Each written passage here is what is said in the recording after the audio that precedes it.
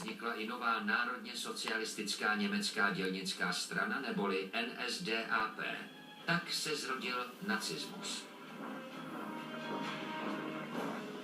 Hitler se pokusil sloučit v jedno dva mocné vlivy. Socialismus, který velmi imponoval německé dělnické třídě, a nacionalismus. V roce 1921 se Hitler stal vůdcem nacistů. V tomto stádiu jeho nové hnutí nevěřilo v demokracii a chtělo se moci ujmout násilím.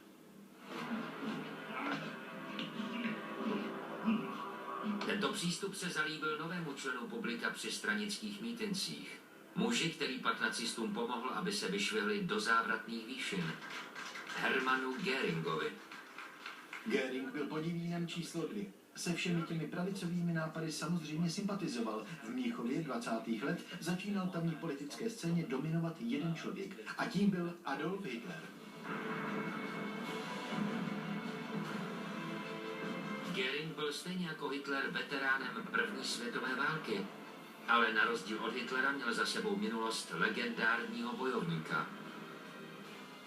Byla to hvězda. Byl známý a byla to výrazná osobnost. Zpočátku to nebyla taková karikatura, jak si ho pamatujeme z jeho posledních let. Byl štíhlý, rázný a pohledný.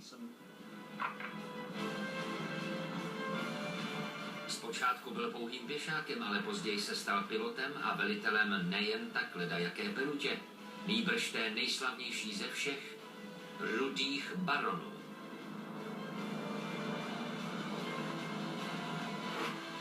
Sestřelil 22 nepřátelských letounů a za svou odvahu získal dokonce nejvyšší vyznamenání v rámci pruského císařství, řád Modrý Max za zásluhy. Koncem první světové války pak tohoto hrdinu zbyli členové levicového gangu, což ho navždy poznamenalo.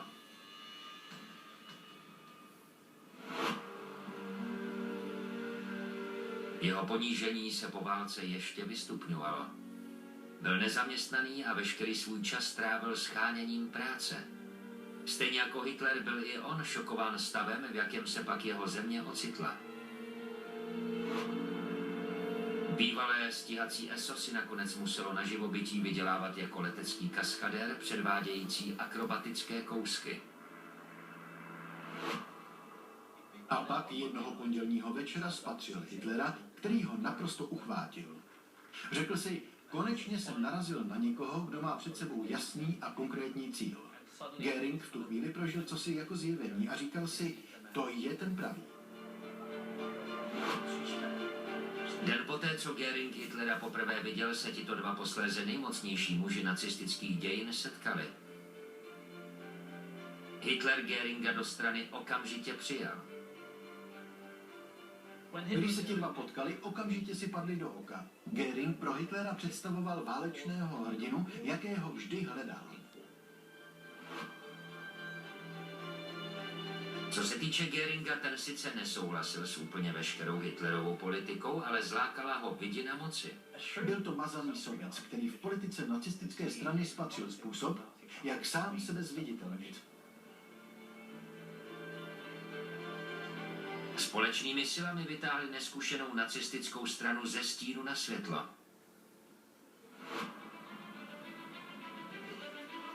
Také Hitler začal vystupovat veřejně, ale jen velmi sporadicky.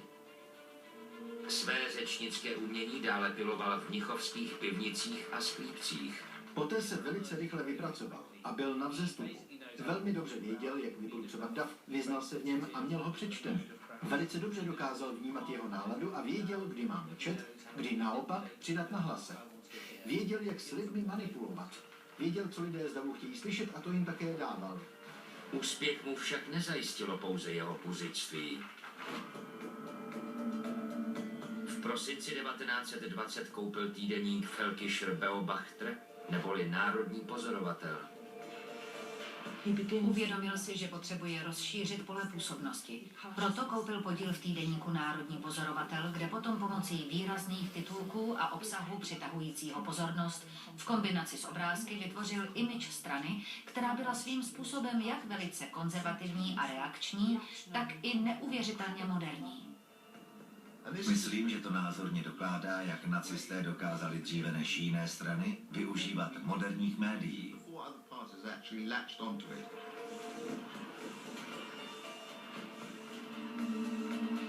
Tento list se pak pro nacisty stal hlavním nástrojem, jak předat jejich vzkaz širší veřejnosti. Počet čtenářů týdeníku záhy vzrostl z 8 000 na 25 000.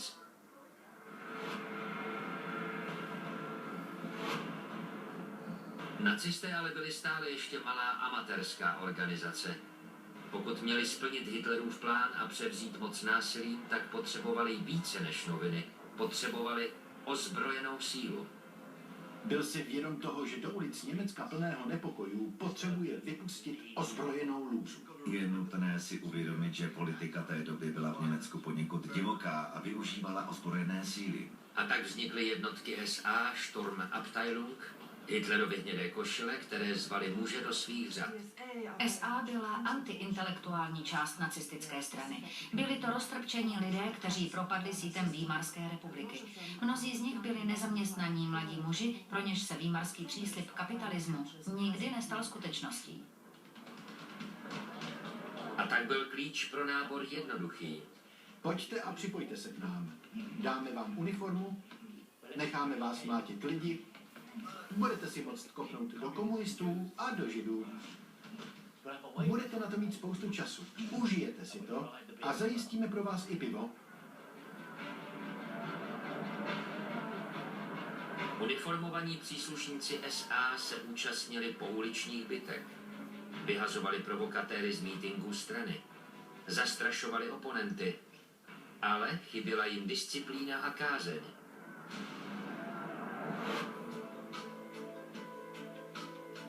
A tak měl Hitler nyní pro svého důvěrníka Göringa k dispozici skvělou funkci. V roce 1923 ho pověřil velením SA a bývalému válečnému hrdinovi se hnědé košile brzy podařilo srovnat do latě.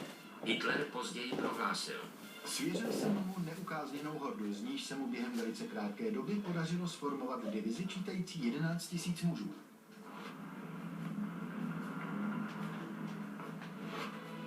I teď bylo členů strany stále málo, nicméně jejich počet se z počátečních 2 000 rozrostl na 14 000. Jak strana rozšiřovala svou členskou základnu, vznikaly kanceláře i mimo Mnichov. Členem s pořadovým číslem 14 303, který se připojil v roce 1923, se stal Heinrich Himmler.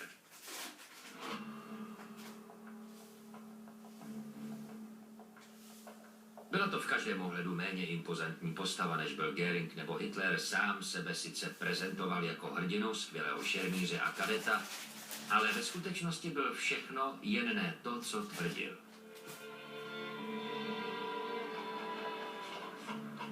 Byl to bývalý farmář, který choval kuřata a v Mnichově na univerzitě studoval agronomii. Mezi jeho koníčky patřilo psaní deníku a sbírání známek. Jednou z věcí, která Himmlera štvala, bylo to, že byl o něco mladší a nemohl se tak přímo účastnit první světové války. Narodil se v roce 1900 a koncem války byl pouze v cvičném praporu, který se k boji na frontě nikdy nedostal a to ho opravdu rozčilovalo. Co se války týče, téměř se styděl, že v ní nemohl podniknout víc. Jeho život byl pak tím pádem docela nešťastný a tak hledal něco, k čemu by se mohl upnout, do čeho napřít svou obrovskou energii. Zaujala ho Hitlerova populistická ideologie a pravicové přesvědčení, ale poháněla ho i jeho osobní nenávist k Židům. Z jeho deníku, které se dochovaly, se zjistilo, že se židovskou otázkou zabýval téměř nepřetržitě mezi lety 1918 až 22. Hovořil tam o nich jako o moru seslaném na lidstvo. Byl to tedy silně antisemický politik a samozřejmě to pak byl právě on, kdo vedl jednotky SS, které plánovaly tzv. Konečné řešení židovské otázky.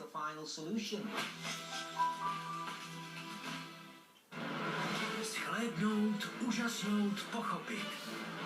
Zemské a vesmírné jevy vzbuzují v člověku zvídavost a vedou k zamyšlení. Jak proběhl vývoj od opice k člověku? Jaké vnitřní síly hýbou zemí? Jakým způsobem se vyvinul život v Austrálii? Zkoumej s námi i další otázky našeho světa. Univerzum filmy. Každý všední den večer na Spektru. Nedodržené lhůty, nevykonané práce, neorganizovanost. Úspěšný a... Přidala jsem k léčbě mykóz na 10 týdnů Vobenzym. A představ si, ono to...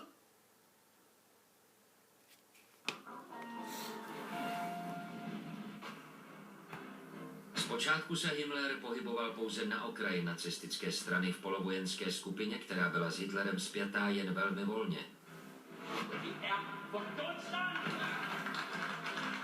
Už tehdy se ale objevily náznaky, že se z něj stane nejzavilejší odpůrce a nejmasovější vrah Židů ze všech.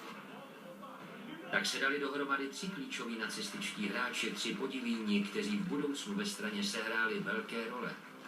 Potřebovali jen vhodnou příležitost, kdy udeřit. A to jim následný vývoj posléze přinesl.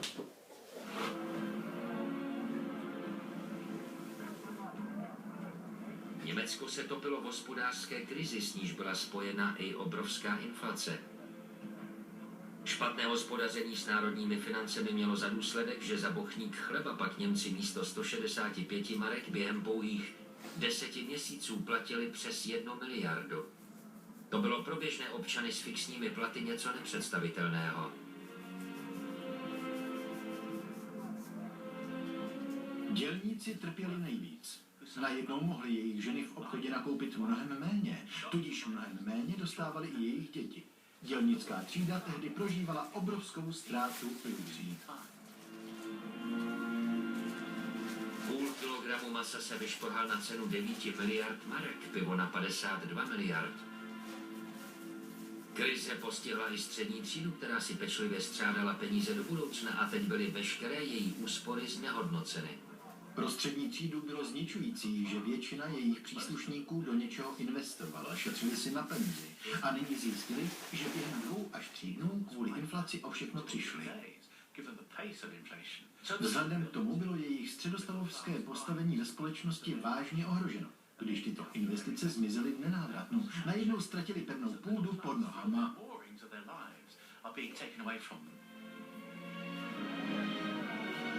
A tak v německých ulicích znovu zavládly nepokoje. Pro výmarskou vládu to byla katastrofa. Německo nebylo schopné dále vyplácet náhrady spojenců.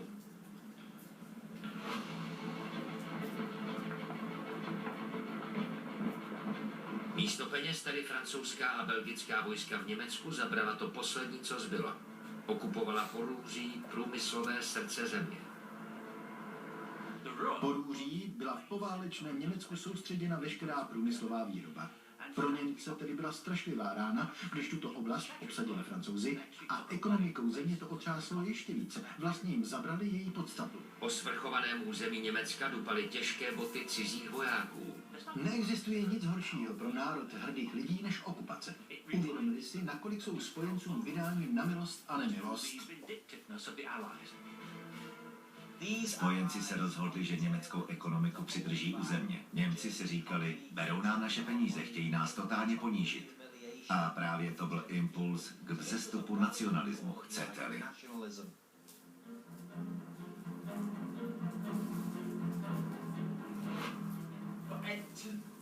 V Mnichově nyní Hitler stanul v čele bavorského Kampfbundu, volného sdružení pravicových revolucionářů.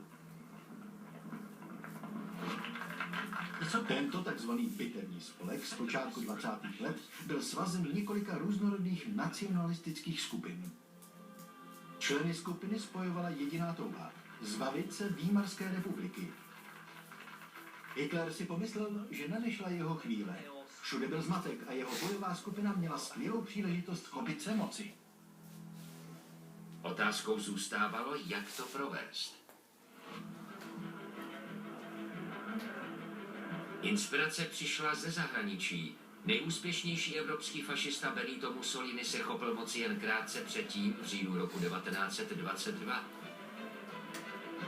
Získal obrovskou podporu veřejnosti a pak mašíroval do Říma se 30 000 svých černých košil. Mussolini si získal bandu příznivců fašismu, s nimiž pak pochodoval italskými ulicemi.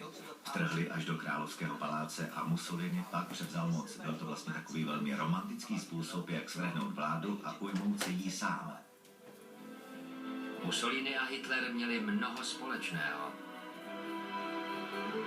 Stejně jako Hitler byl i Mussolini bývalý voják, který byl raněn v boji. Stejně jako Hitler, Mussolini, co by bývalý novinář, chápal, jakou moc má tisk. A zatímco on měl ozbrojené jednotky černých košil, Hitler měl své hnědé košile.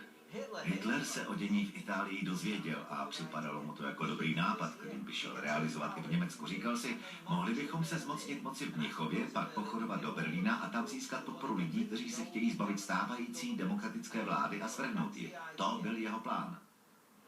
A tak začal připravovat spiknutí. Vše se odehrávalo v naprostém utajení.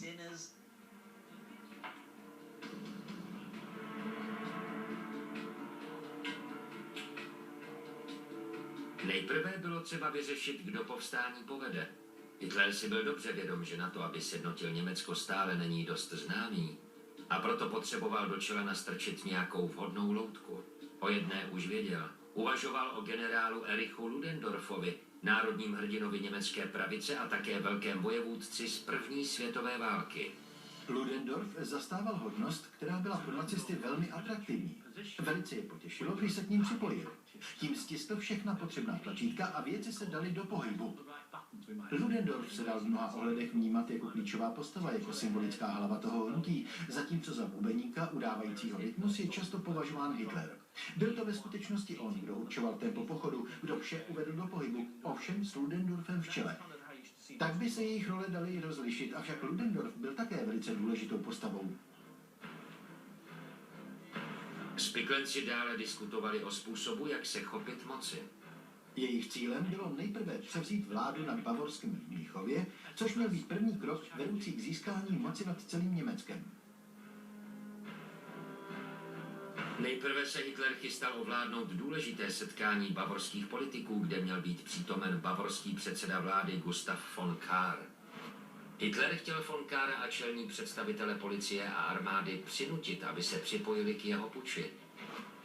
Ludendorff mu měl pomoci je přesvědčit.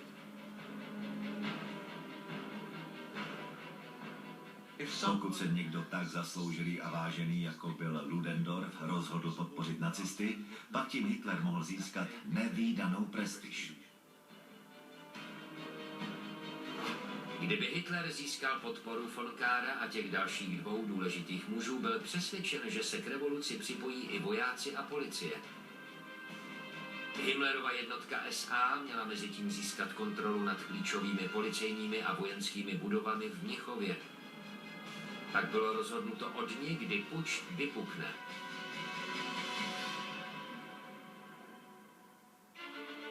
Listopadu 1923. Hitler se vypravil na klíčový a hojně navštívený politický mítink do mnichovského měšťanského pivovaru. Začalo to večer 8. listopadu kolem 8:45, kdy Hitler přijel k pivovaru v rudém Mercedesu.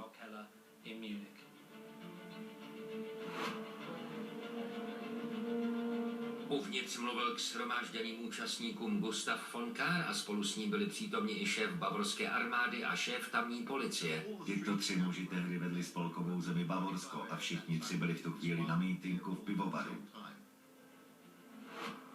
Hitler se rozhodl, že se tam mezi ně vydá a přinutí von Kahra a oba velitele, aby zaštítili jeho revoluci.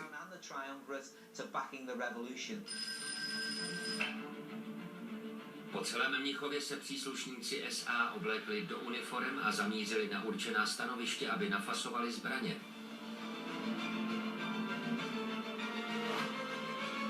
Záhy poté již vyzbrojeni a s ocelovými přilbami na hlavách dorazili k pivovaru na korbách nákladních aut. Pak Hitler a 600 ozbrojenců z řad SA vtrhli na 3000 mítink do pivovaru. Hitler to pojal velice teatrálně a Napoleon vstoupil s pistolí v ruce. Prohlásil, Propukla národní revoluce.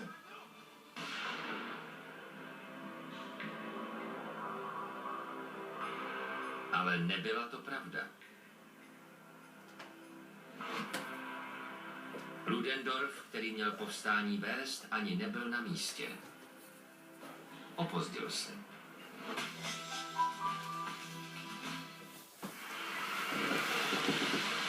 Lov ohrožených druhů představuje výnosný obchod pro pytláky, teroristy a zbrojařské magnáty. Vyšel. A tak se vrátil zpět do sálu pivovaru, aby tam promluvil ke shromážděnému davu sám. A v zoufalém projevu se ho pokusil strhnout na svou stranu a získat jeho podporu. Pak pronesl v pivovaru svou plamennou řeč o tom, že ho vláda podpořila a chce, aby nacisté sestavili novou vládu. To ale nebyla pravda. Oni s tím nesouhlasili. Nicméně on prohlásil, že ano a že vojáci i policisté venku jsou také připraveni se k puči připojit. I to byla lež, ale lidé mu začali tleskat a nadšeně ho podporovat.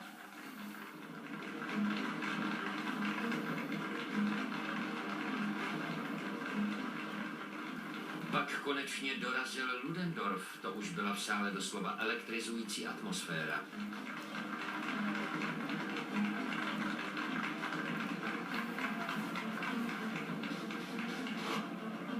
Když se na místě objevil Ludendorff, 3 bavorští vůdci souhlasili, že puč podpoří. Po zdlouhavém váhání se nakonec vyslovili pro revoluci. Jednotky SA, včetně Himmlera, mezi tím po celém městě stavěly barikády a obklíčily strategické policejní a vojenské budovy. Některé policejní a vojenské složky dokonce souhlasily, že puč podpoří. Zdálo se, že pokus o puč bude úspěšný.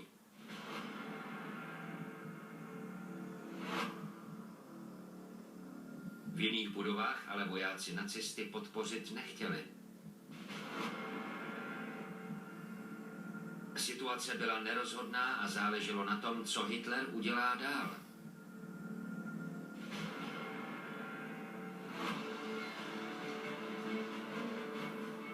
A Hitler z pivovaru odešel, přičemž další vývoj událostí nechal na Ludendorffovi.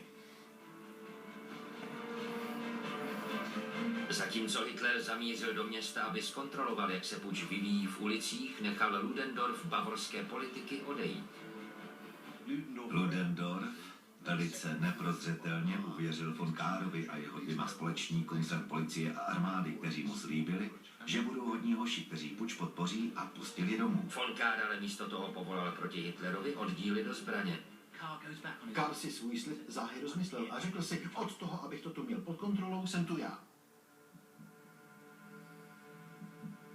Hitler se poté do pivovaru vrátil a dopustil se fatální chyby.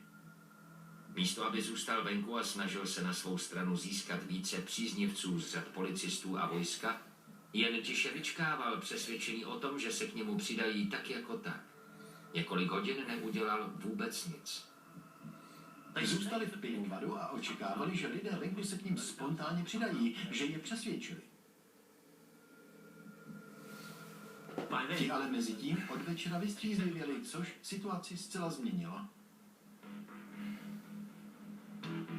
A zatímco Hitler tiše rozjímal, dorazily zprávy o puči k vládě do Berlína.